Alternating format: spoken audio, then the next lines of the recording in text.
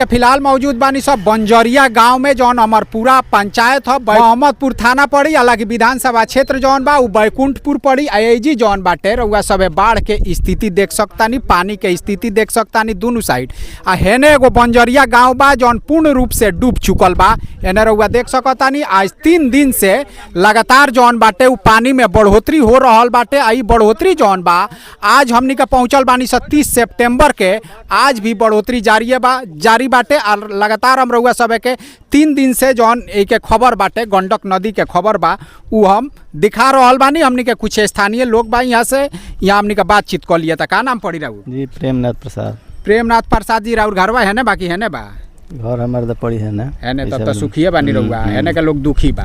एगो बात बताई, अभी पानी बढ़ते पीरियड में बा। अभी पानी तो बहुत बढ़ रहल बा। सरकारी कुछ मान ली की दवा, हाँ दवा बटत है, सिरकी फिरकी तभी नहीं, पोलथीन बा। हाँ पोलथीन भी बटत है, पोलथीन बढ़ता। चलिए हमने के 1-2 आदमी और से बात कर लिया था। यहाँ के बानी का नाम पड़ी जी? कविंदर बैठा। बाढ़ तो हे साइड आ गइल बा। हई जौन गांव बाटे बंजरिया गांव नु ह? बंजरिया गांव हो। अच्छा, कुछ सरकारी सहायता आ रहल बा? कहत बालो की तिरपाल आवत अटे। अच्छा, ओकरा बाद से कुछ दवाई वगैरह? दवाई तो अभी नहीं आइल। दवाई होता अटे, हम आपके ड्यूटी पर से आवत नहीं। अच्छा, हाँ तो हमरा अभी उतना मालूम हेने कारी जौन बाटे ई कितना ले आबादी होई जी?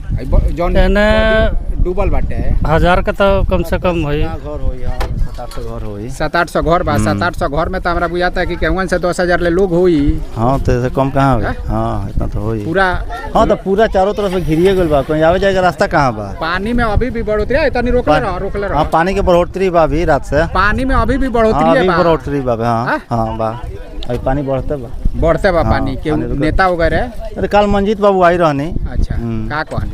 वह कुछ कही नहीं है, जैसे रात में चिवड़ा मीठा बताइल। अच्छा, हाँ कहनी तो अभी होता कि पोलोथीन आवे वाला बा ना खाए पिए के कुछ? खाए पिए के सुबह से दूध वगैरह शायद मिलल बा लोग के। मिलल बा। और वो साइड के बानी ना, वो साइड गांव बंजरिया वो नहीं पड़ी, डूब गइल बा। हाँ सब डूब गइल बा। घर घर सामने ही लौकत है, देख ली सर सामान सब। हाँ सब वही ना। बहुत लोग जगह ज्यादा पानी घर में घुस गइल बा, बांध पर आ गइल बा कुछ लोग।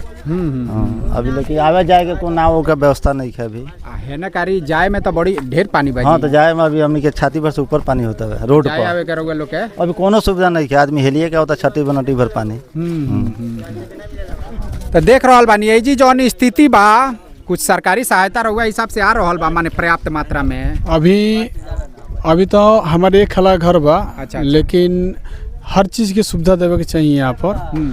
भोजन के भी देवे के चाहिए, आवे जाए के बोट के भी देवे के चाहिए, एनडीआरएफ के जवान के आवे के चाहिए। और यहाँ पे दवा के भी सुविधा रखे के चाहिए, उपलब्ध रखे के चाहिए। ऐसे जे 8 से कुछ कैंप लागल बा। जी 8 से 10 हज़ार के करीब में आबादी बा। जी तो सुविधा सरकार के पहुँचावल, यहाँ के वर्तमान विधायक के भी अति आवश्यकता बा यहाँ के देखल। और जनप्रतिनिधि लोग के पर टाइट रहला काम बा, जो उनकी सुविधा हर व्यक्ति के प्राप्त होके। यानी रउआ हिसाब से अभी सुविधा के आधार पर सुनने बा कि कुछ सुविधा बाटे? कुछ सुविधा से नानू काम चली, कोनो काम कुछ सुविधा में कौन सी सुविधा? एगो दवाई के कैंप के साथ? दवाई के कैंप के बा, हल्का फल्का दूध उदाइल बहुत से नानू काम चली। हर व्यक्ति के बच्चा भी बड़े सन उन्हीं को सुविधा चाहिए। आजकल जड़ बुखार दुनिया भर के चलल बा। तो मान ली कोई लड़का के फीवर आ जाओ तो बोट रही तबे नु तुरंत लेके बाहर निकलल जाई। पानी में अभी बढ़ोतरी जारी है बा? अभी बढ़ोतरी जारी बा। तो हमरा बुझाता है कुछ देर में तो रास्ता जाम हो जाई जी। सब टोटल ब्लॉक हो जाई माने शाम तक। जी चली देख रहल बानी। अभी यहाँ के स्थानीय लोग के कहा नाम बा कि जौन पानी बाटे ओमे फिलहाल बढ़ोतरी जारी बा। वाल्मीकि बराज से जौन पानी छूटे के सिलसिला बा वो जारी बा। अब ई जौन सिलसिला बा आखिर कहाँ तक ले चली, अब एमे कुछ कहल अभी फिलहाल मुनासिब नइखे बुझात। अब भविष्य के गौर में बा कि आखिर का होई। लेकिन फिलहाल हई जौन बस्ती बाटे एने कारी रउआ देख सकतानी, वो बस्ती में हमनी के चले के कोशिश कइल जाता। आ जौन यथा स्थिति ओई जी के होई हमनी के देखावे के कोशिश करब स। आ ओने कारी जौन घर दुआर बाटे उ पूरा तरीका से डूब चुकल बा। अब ओने के लोग जौन बाटे उ ऊंच स्थान पर या अपना अपना छत पर कहीं ना कहीं शरण ले रहल बाटे। आ सरकारी सुविधा के नाम पर मान ली कि कुछ दवाई वगैरह के कैंप तो लागल बाटे, रात के चिवड़ा मीठा बताऊए ए बेरा कुछ नहीं के, शायद कुछ दूध वगैरह आइल बा।